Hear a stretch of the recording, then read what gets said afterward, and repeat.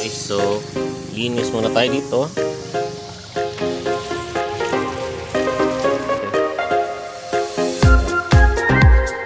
Go na ano, car wash ni Ate Lily. Oh, yeah. Ito lang naman yun. Sobrang simple.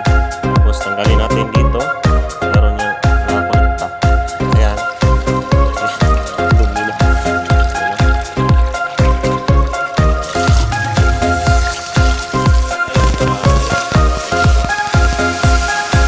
Masira ng ating net bag. So guys, ganito lang yan guys. Ibalik lang natin to. Tapos nalinisan na. Tapos nalinisan na. Kahit wala na tong dito. So ibalik natin. Lagyan na natin ng ilagay na natin to balik.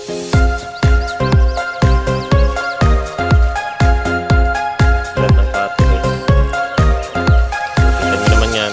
Please subscribe to DJ Fish and Fun. What's up guys, and for today's video ay maglilinis tayo ng ating koi pond. So tatagal na natin dito nalinisan. So tapos natin kumain, diretso na tayo dito. So ayan, kung makita nyo dyan, dito sa Panabo City, Davao del Norte is palaging umuulan. So tingnan nyo naman, matamlay sila. So hindi na natin ayan, magma 1 month na itong ano, pinalinisan natin ang kanyang filter box. So yung balde.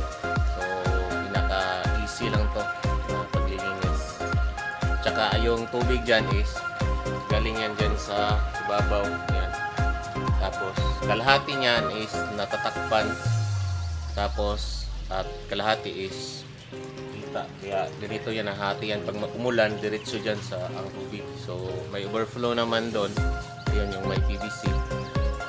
So yun lang yung ano, water change, automatic water change na siya. Tapos bago yung ano namin, yung tinatawag nating roof. So roofing niya is dapat hindi yung matagal na, kasi kung bago pa is medyo ano yan, wala pang ano kalawang. So yan, simulan na natin, let's go. Okay, so linis muna tayo dito. Tanggalin muna natin tong nakaharang dito. Diyan muna yan, pansamantala. Ayan. Ito, dami ng pagpag mo lang dyan. Yan. Tapos kuha ka ng tapos kunin mo to. Tapos pagpag mo yan.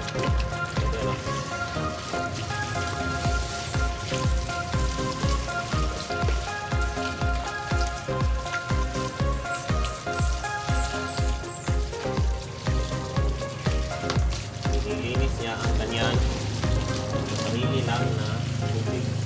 Ayan dito.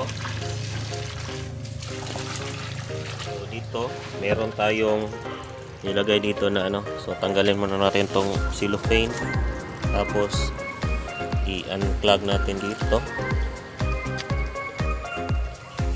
Kunin muna natin tong mga ano, dami na.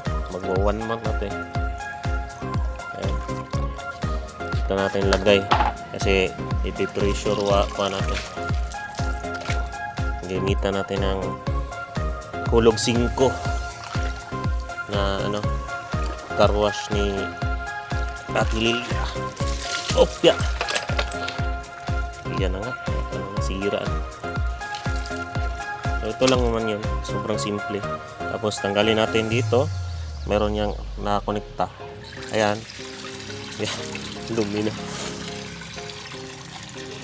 Sobrang dumi na guys. Ito yan. Mga oyster shell dito. Ayan. Sobrang dumi talaga. Ayan o.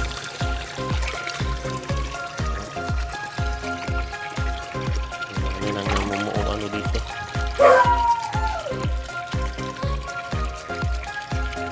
So, ayan. Steady. May air pump lang. Tapos, hindi natin yung pinapakain. Kasi matamlay sila.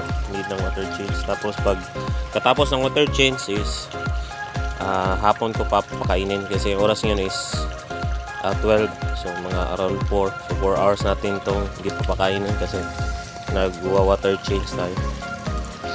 Hindi naman to ano talaga, magre-remove lang talaga ako ng tubig dito. Tapos ulan naman ngayon. So ang weather is parang hapon o ulan.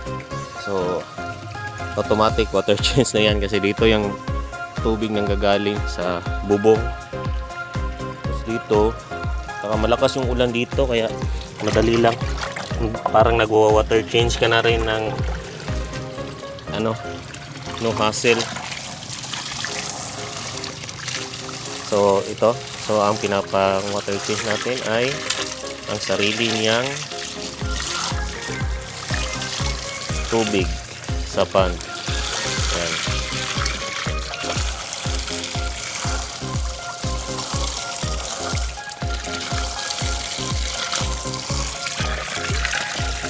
Ganun lang kasimple guys. Ayan. Ganyan lang maglinis guys. Balik muna natin kasi i-unclog muna natin ito. May laman dito.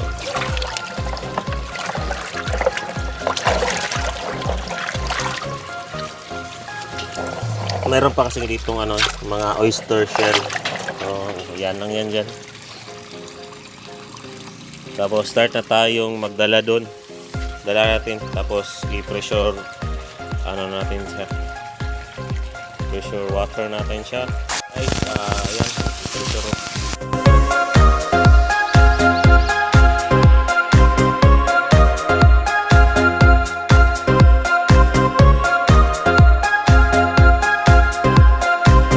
So guys, ganito lang yan guys. Ibalik lang natin to tapos nanilinisan na. Tapos ilagay dito. Tapos lagyan ng plastiko. Para hindi siya tumagas. Ganyan lang yan guys. As easy as 1, 2, 3. Lagyan na natin ng ilagay na natin to balik. Ngiti guys.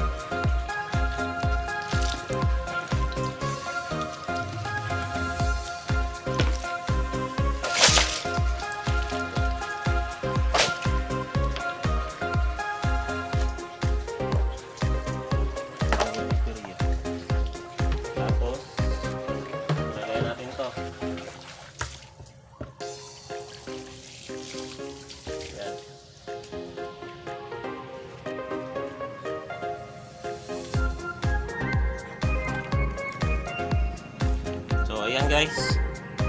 Tapos na nating malagay. Hindi pa pala. And ito pala guys.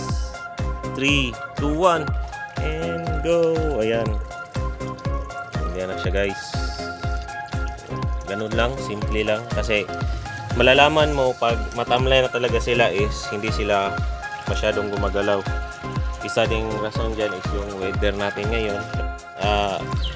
Tingnan nyo naman.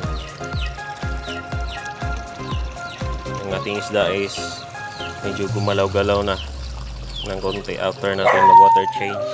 After ng mga 5 minutes lang siguro. Ayan, meron din tayong mga pato dito. So sila yung kumakain ng ano dyan, mga bloodworms na nasa dito sa balde. Meron kasing mga ano yan, good bacteria. So yun yung kinakain nila guys. Pati yung ano ko, ako kinakagat ng ano guys.